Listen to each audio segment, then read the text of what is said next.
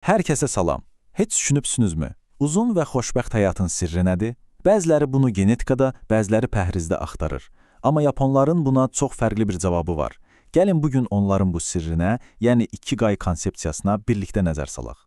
Bilirsiniz, bu yəqin ki hamımızın ömründə ən azı bir dəfə özünə verdiyi bir sualdır. Cavabı tapmaq üçün isə gəlin birlikdə Yaponiyanın uzaq bir adasına kiçik bir səyahət edək. Bax, bura Okinawa adasıdır. Yaponiyanın cənubunda yerləşir və bütün dünyada mavi zona kimi tanınır. Yəni, insanların qeyri-adi dərəcədə uzun və sağlam ömür sürdüyü nadir yerlərdən biridir. Bəs onların sirri nədir görəsən? İndi isə gəlin rəqəmlərə baxaq, çünki rəqəmlər yalan demir.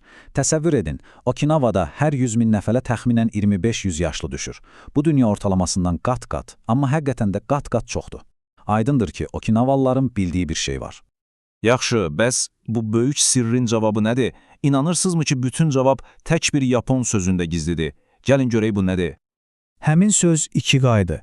Birbaşa tərcüməsi bəlkə də tam ifadə etmir, amma mahiyyəti budur. Səni hər səhər yataqdan həvəslə qalxmağa vadar edən şey. Fransızlar buna raison d'être deyir, yəni varlığının səbəbi. Sizin həyatınıza məna verən o xüsusi şey nədir? Bax, ikiqay məhz odur. Yaponların bu fəlsəfəsini çox gözəl ifadə edən bir atalar sözü var. Yalnız aktiv qalmaq səni 100 il yaşamaq istəyində saxlayacaq. Yəni, dayanmaq yoxdur. Həmişə bir məqsəd, həmişə bir hərəkət olmalıdır. İndi gəldik ikiqayının ən məşhur hissəsinə. Bu 4 dairəyə. Bu, öz ikiqayınızı tapmaq üçün bir növ bələdçidir. Baxın, 4 sual var. Nəyi sevirsiniz? Nədə yaxşısınız? Dünyanın nəyə ehtiyacı var? Və nəyə görə sizə pul ödəyə bilərlər? Bax, bu 4 dairənin kəsişdiyi o qızıl nöqtə var ha, məhz ora sizin ikiqayınızdır. Bir anlıq dayanıb düşünün. Sizin həyatınızda bu 4-ünü birləşdirən nə var? Və bu ömür boyu məqsəd ideyasını daha da gücləndirən çox maraqlı bir detal var. Bilirsiniz, Yapon dilində bizim anladığımız mənada, yəni işdən tamamilə uzaqlaşmaq kimi bir təqaüd sözü yoxdur. İnsanlar canları sağ olduqca sevdikləri işi görməyə davam edirlər. Çünki bu onların ikiqayısıdır. Yaxşı, bəs bütün bunların bizim psixologiyamıza, daxili dünyamıza təsiri necədir? Gəlin ikiqayının bu tərəfinə də baxaq. Baxın, bu fikir təkcə Yaponiyaya məxsus deyil. Məşhur filosof Nietzsche'nin bir sözü var, psixiatr Viktor Frankl da tez-tez bunu təkrarlayırdı. Yaşamaq üçün bir niyəsi olan, demək olar ki, hər necəyə dözə bilər. Bu, ikiqay fəlsəfəsinin qərb psixologiyasındakı əks sədasıdır. Yəni, məna axtarışı universal bir insani ehtiyacdır. Gəlin bir anlıq müqayisə edək, əcdadlarımızın stresi və bizim stresimiz. Təsəvvür edin, qədim insanlar bir vəhşi heyvanla qarşılaşanda kəskin, amma qısa müddətli bir stres yaşayırdılar. Təhlükə sovuşdu, stres bitdi. Bəs biz? Bizim telefonumuza gələn hər bildiriş, sosial mediadakı təzyiqlər, bunlar bizdə daimi, xroniki bir stres yaradır. Bədənimiz sanki heç vaxt dincəlmir. Və bu daimi gərginlik, bu xroniki stres bədənimizə ziyan vurur. Nə baş verir? İmmunitetimiz zəifləyir, sağlam hüceyrələrimiz zədələnir, hətta hüceyrə səviyyəsində daha tez qocalırıq. Yəni, məqsədsizlik və daimi stres bizi sözün əsl mənasında içərdən yeyir. Yaxşı, bütün bunları bildik, bəs ikiqayını gündəlik həyatımızda necə hiss edə bilərik? Bunun üçün axın və ya ingiliscə flow deyilən bir anlayışla tanış olmalıyıq. Bu məqsədimizi yaşadığımız o sehirli anlardır. Axın nədir? Bu, bir işə o qədər dərinə daldığınız andır ki, ətrafınızdakı hər şey yox olur. Zamanın necə keçdiyini bilmirsiniz, işin özü sizin üçün bir mükafata çevrilir.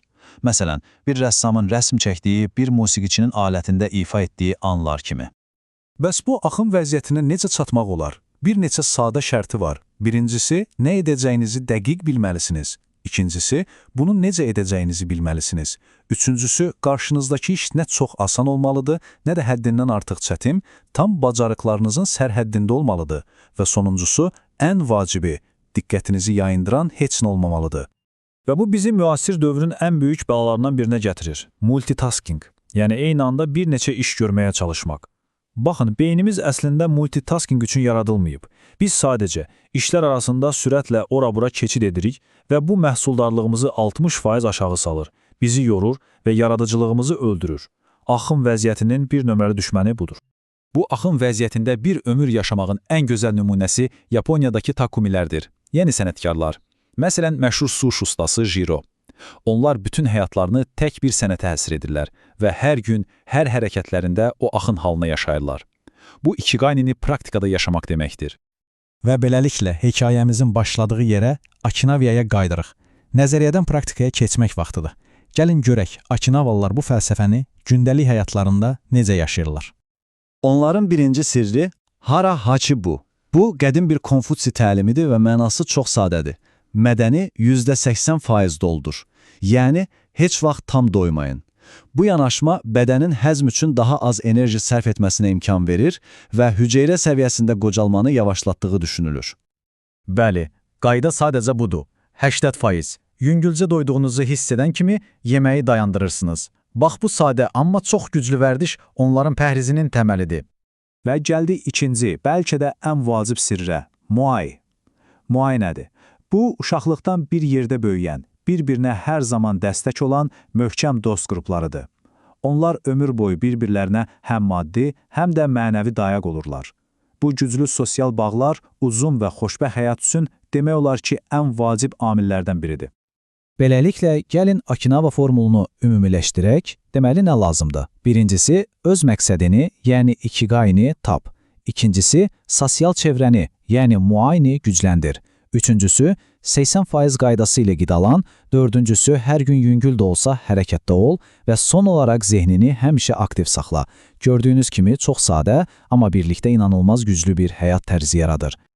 Bu təhlili burada bitiririk, amma əsl səyahət sizin üçün məhz indi başlayır. Sual budur. Bugün elə indicə öz ikigaynıza doğru atacağınız o kiçik, bircə addım nə ola bilər? Bəlkə də çoxdan istədiyiniz bir işə başlamaq, ya da sadəcə sevdiyiniz bir məşğuliyyətə 15 dəqiqə vaxt ayırmaq.